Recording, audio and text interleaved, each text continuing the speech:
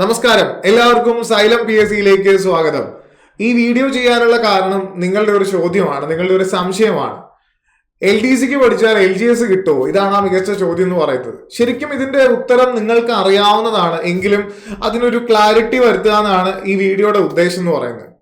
LDCയുടെയും LGSന്റെയും syllabus നിങ്ങൾക്ക് അറിയാം, അതിന്റെ ഒരു കമ്പാരിസൺ അത്രേ നമ്മൾ ഉദ്ദേശിക്കുന്നുള്ളൂ. കാര്യം വ്യക്തമാക്കുക അത്രമാത്രം.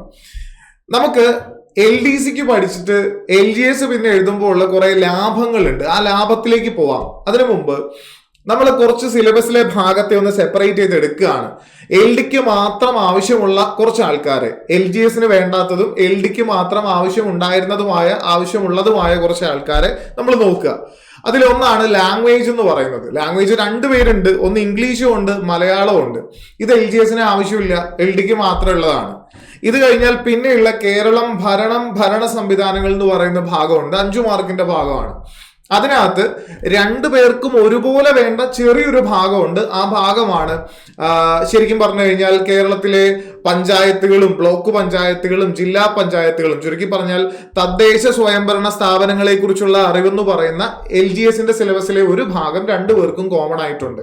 ബാക്കി ഇതിനകത്ത് വരുന്ന തണ്ണീർത്തട സംരക്ഷണ അതോറിറ്റി ആയിക്കോട്ടെ, ദുരന്ത നിവാരണ അതോറിറ്റി ആയിക്കോട്ടെ, തൊഴിലും ജോലിയും, ഇങ്ങനെയുള്ള ഭാഗങ്ങളൊന്നും LGSന് വേണ്ട, LDക്ക് മാത്രമുള്ള ആൾക്കാരാണ്.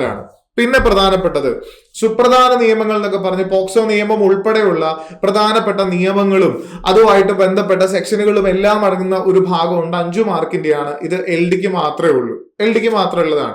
ചില നിയമങ്ങൾ, ഇപ്പൊ വിവരാവകാശ നിയമം, അങ്ങനെയുള്ള നിയമങ്ങളെ കുറിച്ചുള്ള പ്രാഥമികമായിട്ടുള്ള കാര്യങ്ങൾ LGSന് വേണമെങ്കിൽ പോലും ഇതിന്റെ അകത്ത് കയറി എല്ലാം പഠിക്കേണ്ടത് LDക്ക് വേണ്ടിയിട്ടാണ്, LDക്ക് മാത്രമാണ്.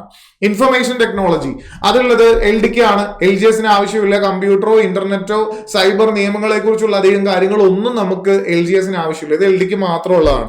ഇതുപോലെ പൊതുഭൂമിശാസ്ത്രം എന്ന് പറയുന്ന ടോപ്പിക്, നമ്മള് ലോക ഭൂമിശാസ്ത്രം എന്നൊക്കെ പറഞ്ഞും മറ്റും വിശേഷിപ്പിക്കാറുള്ള ഈ വലിയൊരു ഭാഗം, അത് LDക്കാണുള്ളത്, LGSനില്ല. അതൊക്കെ വലിയൊരു ആശ്വാസമാണെന്ന് വേണമെങ്കിൽ നമുക്ക് പറയാൻ പറ്റും.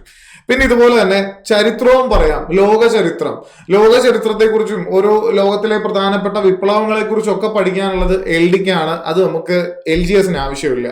ഇനി കേരള ചരിത്രം എന്ന് പറയുമ്പോൾ അവിടെയും കുറച്ച് ക്ലബിംഗ് ആയിട്ടുള്ള സംഭവങ്ങളുണ്ട്. ഫോർ എക്സാമ്പിൾ പറയുകയാണെങ്കിൽ കേരളത്തിലെ ദേശീയ പ്രസ്ഥാനങ്ങളുമായിട്ട് ബന്ധപ്പെട്ട ചരിത്രം LGSന് ആവശ്യമാണ്.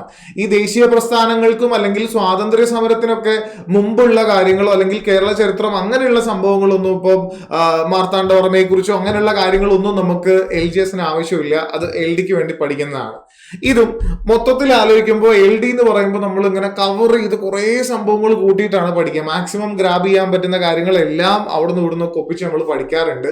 ആ സംഭവങ്ങൾ ഒത്തിരി നല്ല ഒട്ടുമിക്ക സംഭവങ്ങളും LGSന് ആവശ്യമായിട്ട് വരില്ല. അപ്പൊ ഇത്രയും പേരെ LDയിൽ അങ്ങ് ഒഴിവാക്കി നിർത്തിയാൽ ബാക്കിയുള്ള അത്രയും സബ്ജക്റ്റിൽ നിന്നാണ്, ബാക്കി സിലബസിലുള്ള ഭാഗത്ത് നിന്നാണ് 100 മാർക്കിന് ചോദ്യം ചോദിക്കുക.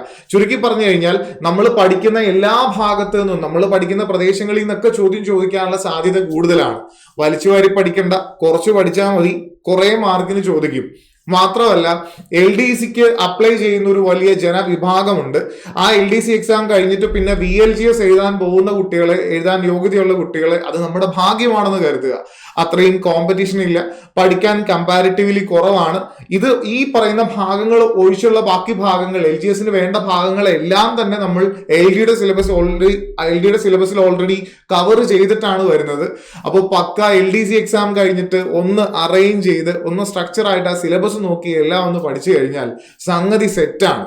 അല്പം ശ്രദ്ധ കൊടുക്കേണ്ട കാര്യം എന്ന് പറഞ്ഞാൽ, ജോഗ്രഫി ഒരു എക്സാമ്പിൾ എടുത്ത് പറയുകയാണെങ്കിൽ 5 മാർക്കിന് LDക്ക് ചോദിക്കുക, ലോകത്തിൽ നിന്ന് ചോദിക്കും, അല്ലെങ്കിൽ പൊതുഭൂമിശാസ്ത്രം ചോദിക്കും, ഇന്ത്യൻ ജോഗ്രഫി ചോദിക്കും, കേരള ജോഗ്രഫി ഒക്കെ ചോദിക്കും. 5 മാർക്കിന് ഈ 3 വലിയ ഭാഗങ്ങളിൽ നിന്ന് ക്വസ്റ്റ്യൻ വരും. അതേസമയം കേരള ഭൂമിശാസ്ത്രം മാത്രം 10 മാർക്കിന്, അല്ലെങ്കിൽ കേരളത്തിനെ കുറിച്ചുള്ള അടിസ്ഥാന വിവരങ്ങളൊക്കെ 10 മാർക്കിനായിരിക്കും നമ്മുടെ LGSന് ചോദിക്കുക. അപ്പോൾ ചില മേഖലകൾക്കൊക്കെ അല്പം പ്രാധാന്യം കൂടുതൽ കൊടുത്ത് പഠിക്കേണ്ടതുണ്ട്. ചുരുക്കി പറഞ്ഞാൽ കഥ ഇത്രയേ ഉള്ളൂ. നിങ്ങൾ LDക്ക് പഠിച്ചു കഴിഞ്ഞാൽ LGSന് അത് ധാരാളമാണ്.